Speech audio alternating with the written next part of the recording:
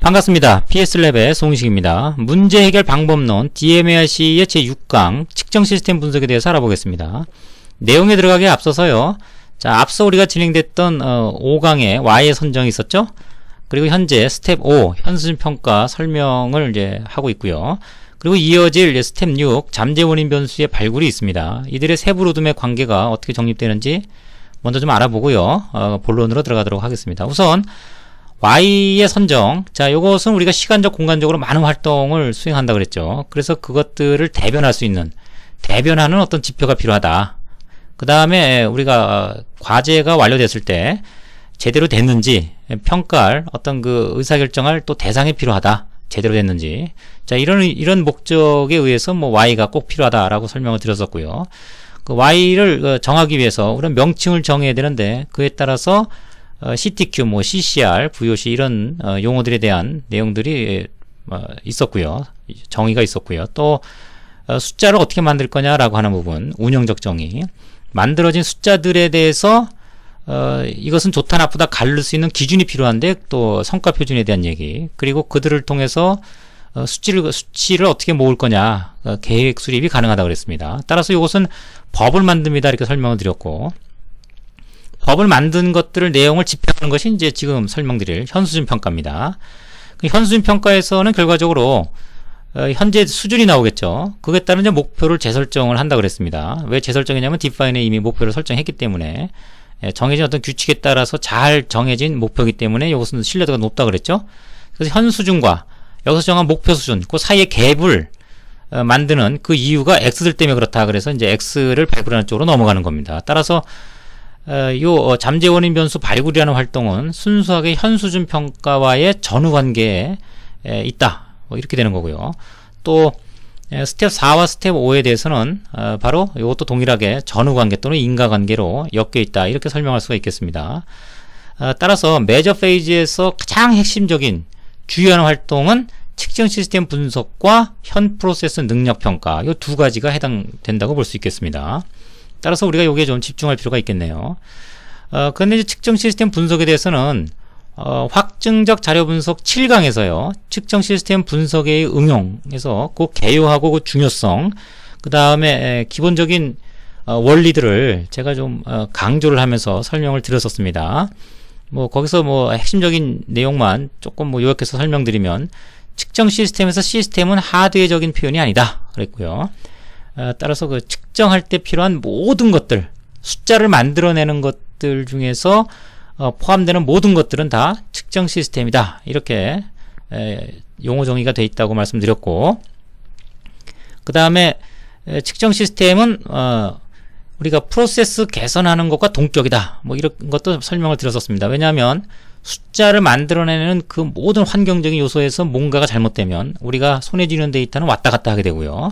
그 왔다 갔다 하는 걸 가지고 현 프로세스 능력 평가를 하게 되면 역시 산포가 크니까 뭐 예를 들면 시그마 수준이다 그러면 그 시그마 수준이 굉장히 안 좋게 나오겠죠. 낮게 나오겠죠. 따라서 이것은 프로세스에서 우리가 제대로 못 만드는 것과 같은 상황이 되어버리기 때문에, 네, 이것은 개선의 관점에서는 프로세스를 개선하는 것과 측정 시스템을 개선하는 것은 동격이다. 그래서 굉장히 중요하고 우리가 가볍게 봐서는 절대 안 된다라고 뭐 몇 번이나 강조를 좀 드렸었습니다. 따라서 측정 시스템 분석에 대한 그런 그 중요성을 인식하고 본 내용에 임하셔야 될 거라고 보여지고요. 그래서 이후에는 기법적인 측면들, 통계적인 측면들을 조금 제가 설명을 드릴 겁니다. 그런데 그 전에 측정 시스템 분석이 무엇인가 그 개념적 설명은 반드시 요 동영상을 좀 참고하시고 들어보시기 바랍니다. 자, 데이터가 이제 일관되게 나온다 그러면 그 데이터를 가지고 현재 프로세스 능력을 이제 평가하겠죠. 현 수준을 측정하겠죠. 뭐 일반적으로는 공정 능력이라고 하는 거 6 곱하기 표준 편차, 그렇죠? 그 다음에 그거를 규격과 비교한 공정 능력 지수, 프로세스 능력 지수, 프로세스 케이퍼블리티 인덱스라고 했죠. 그런 게 있고요. 그 다음에 시그마 수준이 있습니다. 그렇게 보통 세 가지 형태로 우리가 능력을 평가를 하는데, 특히 이제 현 프로세스 능력의 이제 공정 능력, 그 내용에 대해서는 확증적 자료 분석 8강을 보시면요, 역시 상세하게 그 개념적인 내용하고 그 다음에 유형에 대한 구분, 것들을 상세하게 좀 설명을 드리고 있으니까요. 현 프로세스 능력 역시 제 7강에서 이어질 겁니다만 그 전에 확증적 자료 분석 8강을 좀 참고하시기 바랍니다.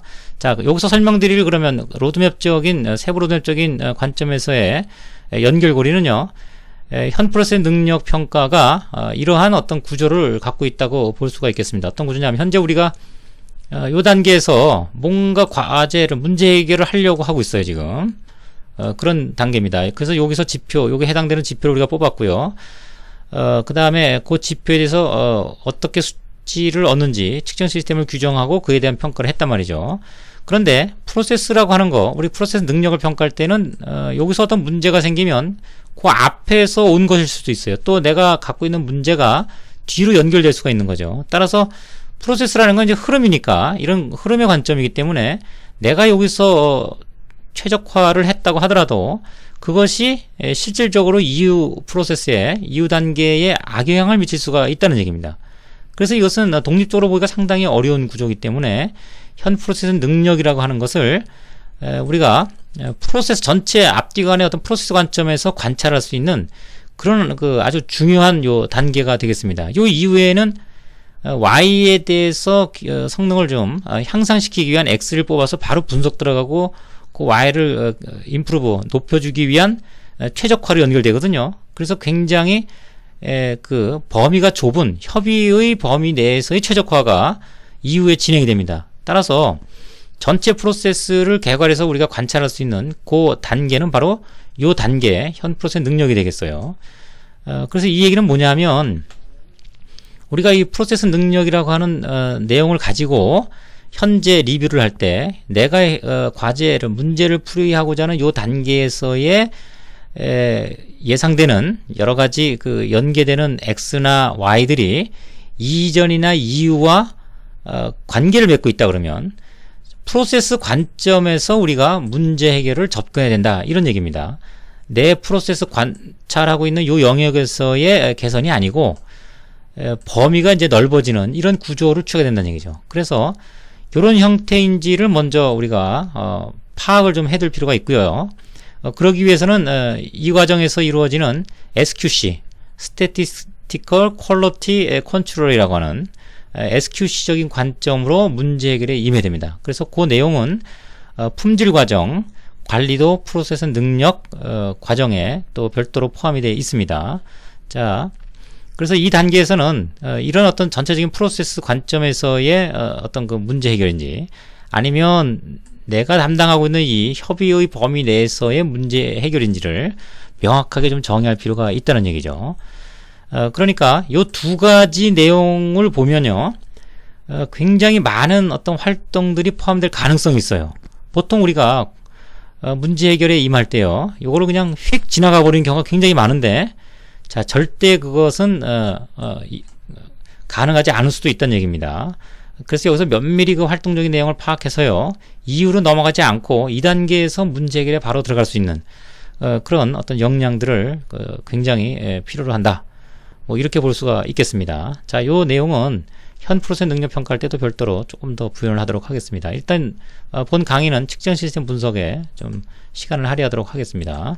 네. 자, 일단 측정 시스템 분석은요, 정밀성과 정확성이라고 하는 부분을 우리가 두 가지로 구분해서 설명을 합니다. 정밀하다는 건 이렇게 밀도, 밀하게 몰려 있는 거죠. 값들이 이제 몰려 있는 경우죠. 이런 것들은 밀한 거죠. 그렇지만 정확하지는 않아요. 요거의 무게 중심이 평균값이 우리가 원하는 어떤 값에 일치하지 않죠. 이거 오프 타겟이라고 하는데 이만큼의 벗어난 형태를 갖춥니다. 또 이런 것들은 무게중심이 요 가운데, 그러니까 평균이 우리가 보통 얘기하는 요구하는 목표값과 일치하죠. 그래서 이것은 이제 정확하다 이렇게 얘기하지만 정밀하지는 않죠. 그래서 일반적으로 정밀하는 것이 먼저 우선시가 돼야 될 필요가 있습니다. 그래야 우리가 옮기기 편하죠. 이런 경우는 어떻게 옮겨야 되는지 상당히 좀 어려운 지경에 이를 수 있습니다. 그래서 우리가 측정 시스템이라고 하는 숫자가 나와요. 그죠? 숫자가 나오면 그 숫자들이 어떻게 흔들리느냐를 관찰할 때 정밀하냐 정확하냐 이 두 가지 관점으로 분류해서 층별해서 해석을 한다는 얘기죠. 형태가 다르기 때문에 두 가지의 어떤 모습을 우리가 원하는 대로 갖춰주는 어떤 접근법 이런 것이 다르겠죠. 네, 그래서 이것은 아까 말씀드린 것처럼 확증적 자료 분석의 7강에서 설명드린 바와 같이 기본적으로 가장 중요한 핵심적인 그림인데요. 그래서 프로세스에서 오는 그런 그 데이터가 왔다 갔다 하는 게 있고, 이게 우리가 손에 쥔 데이터입니다. 측정할 때 데이터가 왔다 갔다 하는 경우가 있는데, 그 왔다 갔다 할 때의 문제가 정밀하냐라고 하는 부분이 있고요. 그 다음에 정확하냐라고 하는 부분으로 나눈다, 이렇게 되는 거죠. 또 정확하다라고 하는 건 보통 우리 검교정을 기업에서 많이 합니다.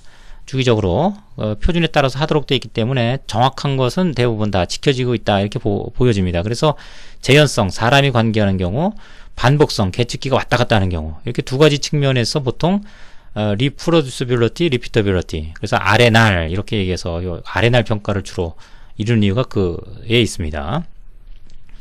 자, 일단 좀 더 자세한 내용은 확증적 자료 분석 7강을 참조하시고요. 일단 치우침, 안정성, 선형성, 정확도에 대해서 좀 알아보겠습니다. 치우침은 참값이 있는 거예요. 그래서 내가 5개의 표본이 있다 그러면 그 표본을 이제 평균을 재는 거죠. 각각 측정을 해서. 그리고 레퍼런스, 참값하고 비교해서 얼마큼 떨어져 있느냐. 이건 얼마나 흩어져 있느냐는 전혀 관계없습니다. 참값하고의 값이 얼마큼 떨어져 있느냐. 그 얘기죠. 그 얘기가 시간에 따라서 참값이 변해가는지, 갭이, 바이어스라고 합니다. 참값하고의 갭이 변해가는지, 아니면 같은 계측기라도 이제 보통 무게를 잴 때, 우리가 그 계량을 할 때 뭐 5g부터 100g까지 잴 수 있다라고 알려진 그런 계량기예요. 그러면 5g에서의 그 참값하고의 비교, 그 다음에 100g대의 참값하고 비교, 이렇게 비교해서 수직선이 기울어지면 이제 선형적이지 못하다, 이렇게 얘기를 하는 거죠. 그래서 이렇게 세 가지, 바로 현 시점에 측정하는 거, 시간에 따라서 정확도 측정하는 거, 그 다음에 같은 어떤 그 레벨, 스페시피케이션 범위 내에서의 어떤 그 정확성 평가, 이렇게 세 가지로 나눌 수가 있습니다. 자, 요거에 대해서는 제가 별도로 통계 패키지를 이용해서 간략히 확인을 좀 해보도록 하겠습니다. 네, 이와 같이 우리가 데이터가 있다고 좀 가정을 해보죠. 요거는 미니템에서 제공되는 기본 파일입니다. 그래서 게이지 선형성.mtw에 해당되고요. 그 구조를 보시면 지금 부품이 1개, 2개, 3개, 4개 이렇게 있네요. 그죠? 5개의 부품이 있는 겁니다. 보통 첫 번째 데이터, 가장 지금 보면 이게 무게로 쳐도 되고 길이도 좋습니다. 2라고 하는 가장 작은 단위가 있죠? 기준은 이건 레퍼런스입니다. 참값이에요. 그러니까 작은 2g짜리 추가 있다고 생각해 보셔도 됩니다.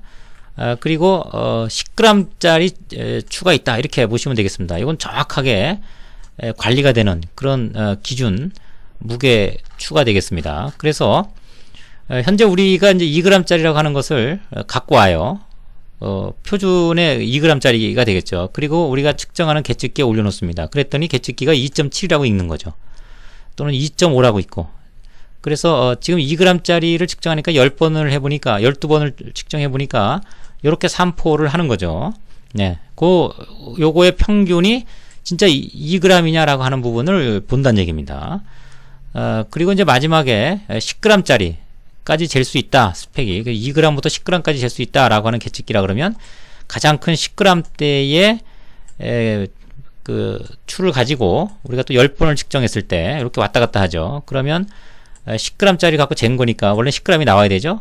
그런데 이렇게 3포를 하니까 요거의 평균하고 10하고 비교를 해서 그 바이어스 갭을 이제 비교하는 거죠. 그리고 이제 그 직선을 그어야 됩니다. 그 바이어스 두 개의 값을 이제 직선을, 만약에 앞이 여기 평균이 0.5가 차이 나고 여기가 0.4가 차이 난다. 그러면 0.4와 0.5를 연결하면 기울기가 약간 형성되겠죠. 그 기울기가 급할수록 정확도는 떨어지는 거죠. 그런데 그 기울기를 좀 더 정확히 하기 위해서 중간의 값들을 또 추가를 했습니다. 그래서 4g, 6g짜리, 8g짜리 이렇게 해서 직선을 좀 그리기가 용이하도록 그렇게 구성됐다고 보여주면 되겠네요. 자, 구조였었고요. 간단히 분석을 해보면, 그러면 여기 게이지 연구에 치우침, 여기 바이어스입니다. 선형성은 금방 말씀드린 것처럼 2g과 10g의 기울기를 본다 그랬죠. 그래서 선형성과 바이어스를 한꺼번에 볼 수 있는 그런 모듈입니다. 안정성은 왜 못 보죠? 그건 현재 볼 수가 없죠. 일정 기간이 지난 다음에 다시 이 작업을 해서 지금과 그때의 값을 비교해야 되니까. 그래서 당장 할 수 있는 선형성과 그 다음에 치우침, 바이어스를 보는 거죠. 자, 이건 부품 번호. 네. 기준값은 참값이 되겠네요. 측정 데이터는 우리가 측정한 값이 되겠습니다. 요것은 이제 별개의 우리 프로세스 내용하고 정확도를 비교하기 위한 거예요. 프로세스 대비 정확도 수준이 어떻게 되는지. 자, 이건 뭐 참고 필요하신 분은 사용하도록 하고요. 일단은 그냥 넘어가겠습니다. 그럼 우리가 2g대에서 10g대까지, 그렇죠? 평균이 이렇게 점점 낮아지네. 요 얘기는 뭘까요? 정확도가 요만큼 플러스적인 요소가 더 많이 측정한다 이런 얘기죠. 2g보다. 그 다음에 10g대에는 10g보다 더 작게 측정한다 이런 얘기네요. 그리고 6g대에는 대체적으로 평균이 정확하게 좀 일치하는 그런 경향을 띄웁니다. 그래서 그걸 뭐 통계적으로 통계량을 보면은 요 기울기가 마이너스 0. 음으로 이렇게 기울어졌네요. 그렇죠? 음으로 기울어서 마이너스 0.13이고 기울기는 유의하다. 즉 통계적으로 이게 기울어졌다고 볼 수밖에 없다. 그러니까 이제 선형적으로는 개선 여지가 좀 있어 보이네요. 정확도가. 그러니까 뭐 캘리브레이션이나 이런 것들이 좀 필요하겠죠. 또 각 그램별로 각 그 유형별로 구분했을 때 지금 P밸류를 보면은 4g과 6g은 잘 맞다고 보여집니다. 유의하지가 않네요. 그런데 8과 10g 그 다음에 2 이런 쪽은 굉장히 기준과 많이 벌어져 있다라고 하는 것을 통계적으로 확인할 수가 있습니다.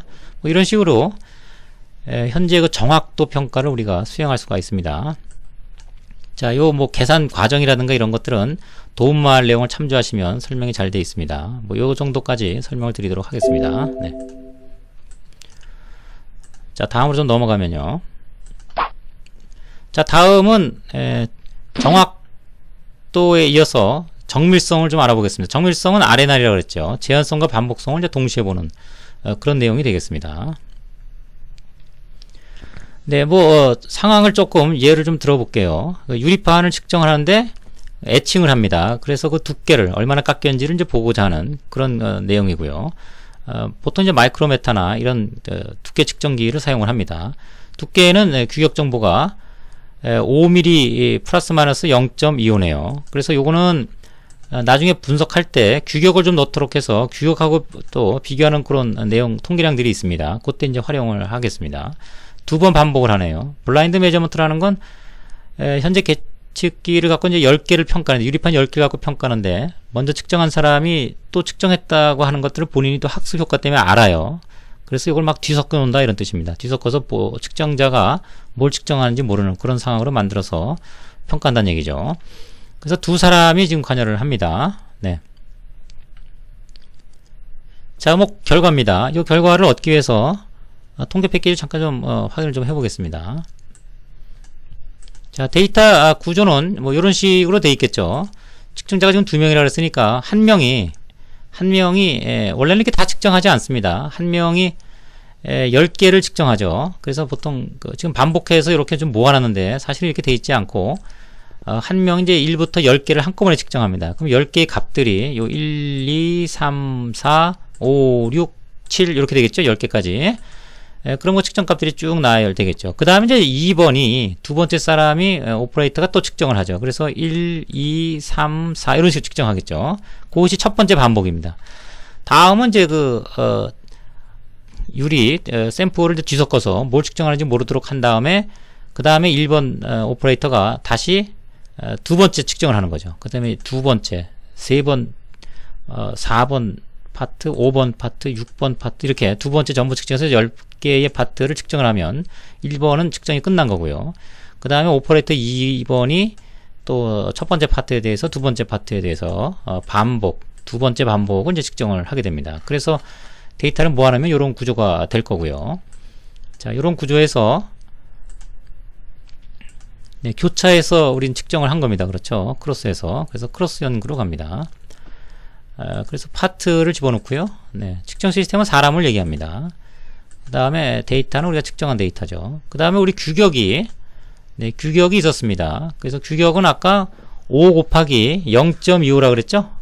네, 그래서 5mm 곱하기 5mm 플러스 마이너스 0.25 그러니까 4.75에서 5.25네요. 그래서 4.75에서 5.25 뭐 한쪽 규격도 모두 그에 준해서 넣으시면 됩니다. 자, 이렇게 해서 확인하고 나오면,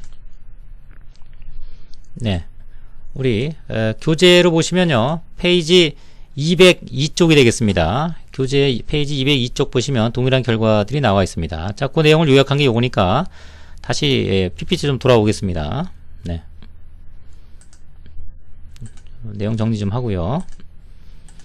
이걸 정리를 하면 이렇게 분산 분석표가 나오고요. 그 다음에 퍼센트 기여, 퍼센트 연구 변동, 그 다음에 퍼센트 공차, 요 세 개, 그 다음에 구별되는 범죄수, 이렇게 네 가지가 기본적으로 우리가 현재 측정 시스템 분석을 하게 되는 그런 그 통계량들이 해당되겠습니다. 우선 전체를 보는 것은 요 분산 분석이에요. 그래서 확증적 자료 분석 그 7강을 보시면 요것들에 대한 내용을 상세하게 엑셀로 전개해서 하나하나 얻어보는 그런 과정으로 이루어져 있습니다. 그래서 그 부품이라고 하는 건 유의하죠. 즉 부품 간의 차이가 있다라는 겁니다. 지금 우리가 부품을 차이를 우리가 확인하는 과정은 아닙니다. 부품의 차이는 프로세스에서 만든 거고 우리는 지금 측정 시스템과 관련된 내용들에 관심을 갖고 있는 거죠. 따라서 측정이 잘 됐다 그러면 부품을 잘 구별하고 있는 거니까 부품은 이렇게 유의하게 나오기를 기대해야 됩니다. 네, 제대로 나온 것 같고요.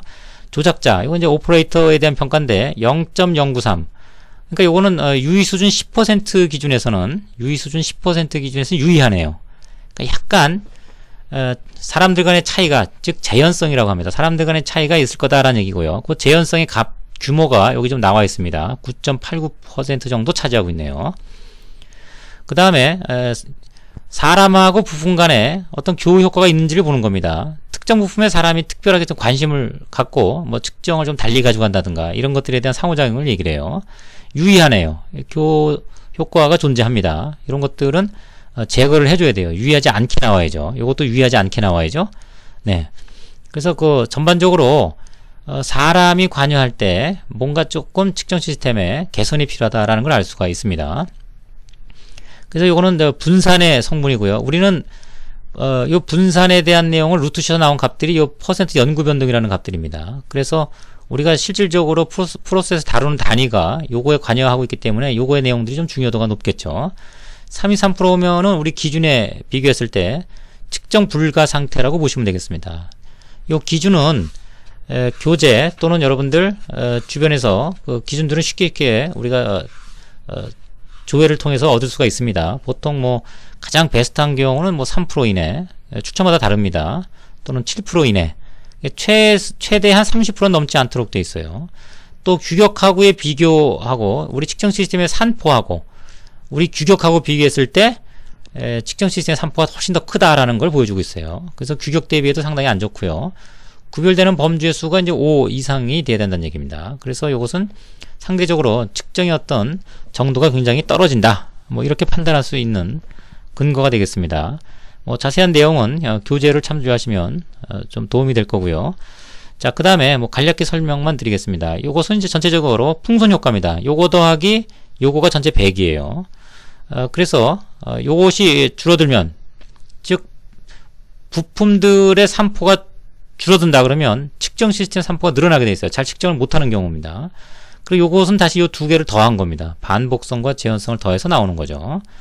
전체적으로 봤을 때는 재현성에 조금 상대적으로 문제가 있어 보인다 이렇게 볼 수 있겠고요. 그 다음에 이제 오퍼레이터, R과 R이 범위죠. 아까 우리가 1번 파트에 대해서 두 번씩 측정했습니다. 1번 오퍼레이터, 2번 오퍼레이터. 첫 번째 파트에 대해서 두 번 측정했죠. 그 범위, 레인지를 얘기합니다. 차이값. 이상적으로는 정확하게 다들 측정했다 그러면 그 값들이 일치할 테니까 여기 다 0에 붙어버리겠죠. 그런데 0에 붙어버리면 70% 이상이, 전체 타점의 70% 이상이 붙어버리면 구별력이 떨어진다고 봅니다. 잘 구분을 못하는 거죠. 그러니까 2cm를 가지고 2.5cm가 나와도 2cm가 되고 1.5cm가 나와도 2cm가 되는 거죠.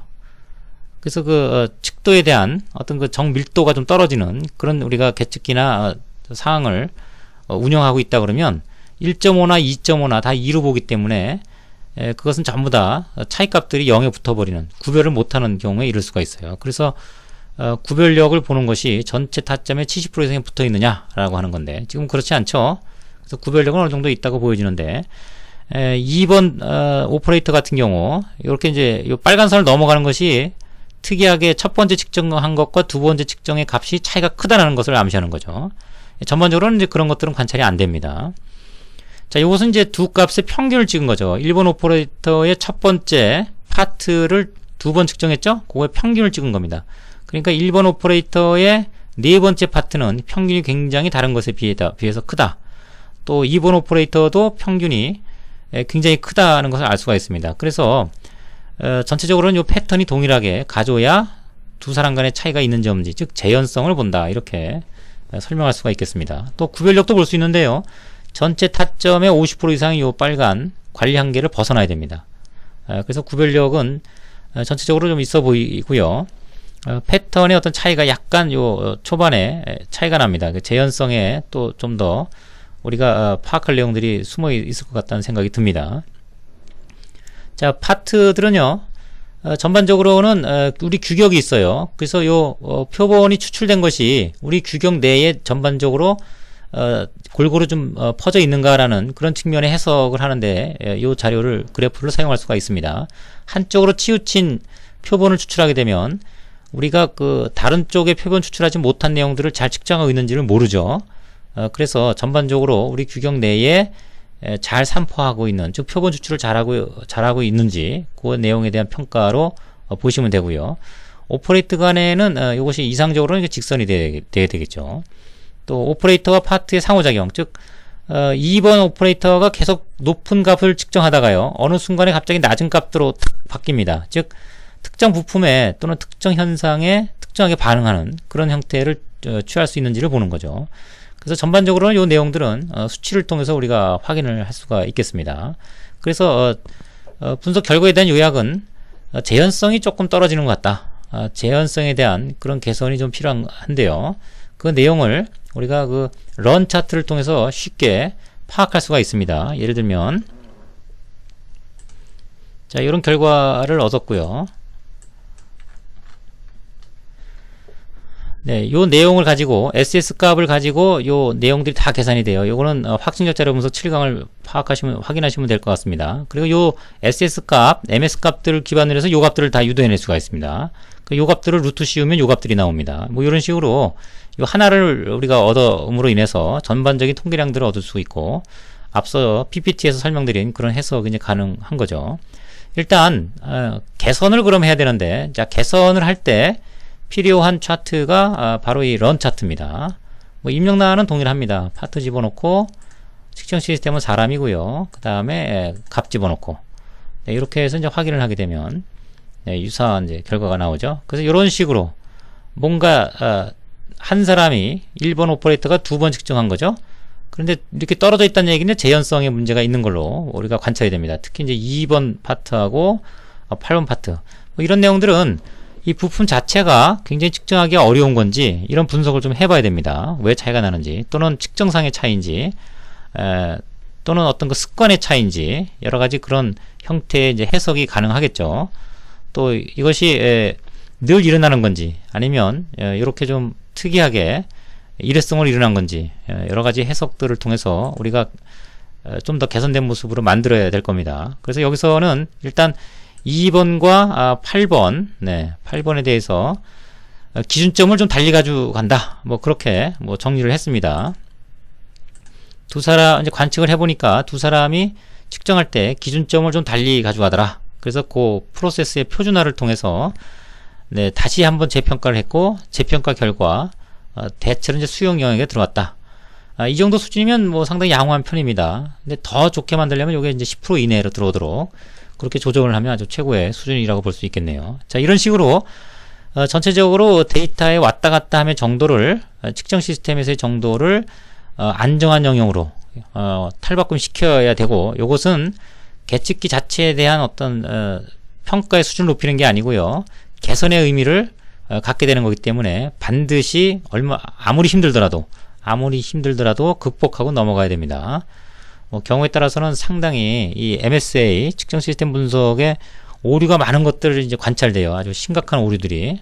그런 부분들은 잘 아시는 분들한테 좀 조력을 좀 얻어서요, 명확하게 처리할 수 있도록 그렇게 노력하는 것이 중요합니다.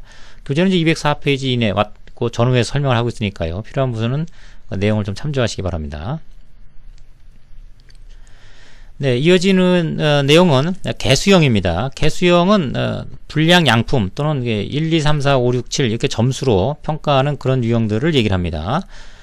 이것도 상당히 좀 개수형 평가라고 별도로 또 구분돼서 하기도 하는데요. 예를 들면 세 사람이 좀 관여를 하고 있어요. 그런데 어떤 내용을 지금 입력을 하고 있죠. 입력을 하고 있는데 요것이 이 사람들 간에 제대로 하고 있는지 또는 정확하게 하고 있는 건지, 본인이 동일한 걸 동일한 걸로 입력할 때 동일한 건 계속 동일하게 얘기하는 건지, 요거는 저 금융 쪽에서도요, 그 언더라이터라고 그래서 외부에서 계약 내용들을 이제 본사로 다 보내지게 되는데, 그 계약 내용들의 그 사람의 어떤 신상적인 내용, 또 여러 가지 그 환경적인 요소들, 이런 걸 통해서 금융 상품들을 이제 결정할 수가 있죠. 보험이나 이런 것들을.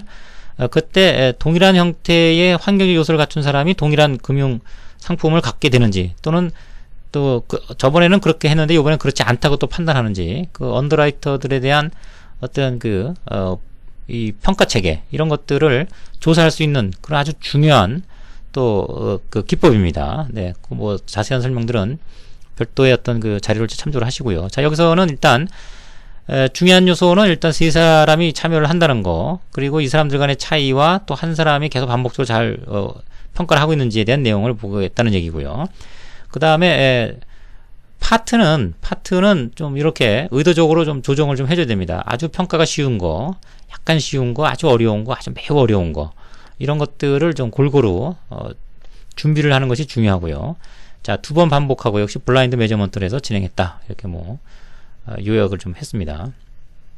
자, 그러면 우리가 데이터를 이제 보시면 이렇게 되는 거죠. 여기 보시면 파트가 이제 16개가 있었네요. 그 다음에 참값, 이거는 전문가들이 보고서 판단하는 그런 내용이 되겠습니다. 그리고 세 사람이 첫 번째 요걸 가지다가 어떻게 제대로 된 건지 아닌 건지 이제 판단을 했다는 얘기고, 또 강감찬이하고 손오공이하고 유명한 사람들이 다 나왔네요. 그 다음에 끝나면 이걸 또 섞어서 블라인드 메저먼트에서 홍길동이 두 번째 뭐 양부를 판단했겠죠. 네, 꼭 순서대로 할 필요는 없습니다. 이거 적는 분이 어떤 거를 지금 평가인지를 알아서 그 해당栏에 측정값을 입력을 하면 되겠습니다. 그래서 이런 결과를 이제 얻게 됐다고 보여지는데요. 자, 그 내용은 뭐 간단히 알아보겠습니다. 일단 아까 보여드렸던 그런 형태의 구조를 좀 만들어야 되는데요. 뭐 이런 게 조금 손이 가겠네요. 그런데 요 미니 탭을 보시면 여기입니다. 개수형 합시도 분석 워크시트 생성, 입력하기가 조금 여기에 번거로워서 여기 보시면 입력하는 내용들이 있어요. 전체 파트가 몇 개냐, 그리고 참값이 어떻게 되는지, 몇 명이 참가하는지, 반복이 몇 개 되는지, 그리고 그 입력하는 것이 텍스트로 되어 있는지 숫자로 되어 있는지, 이런 식으로 우리가 결정을 해주면 자동으로 좀 만들어주는, 네, 그래서 그런 내용, 그런 그 모듈을 좀 이용하시면 좋을 것 같고요. 일단 파트가 1부터 16개까지가 있었죠. 자, 홍길동이라는 사람이 전부 하나씩 측정하는데 측정값들이 여기 OK, NG 이렇게 들어가 있습니다. 그 참값은 계속 반복적으로 동일하게 값이 들어가겠죠. 그게 끝나면 16개에 대해서 강감찬이 또 측정을 하고요. 그 다음에 손오공이 또 측정을 합니다. 그리고 그것이 1회 반복이 끝나니까 다시 한번 반복적인 2회 반복이 이루어지겠죠.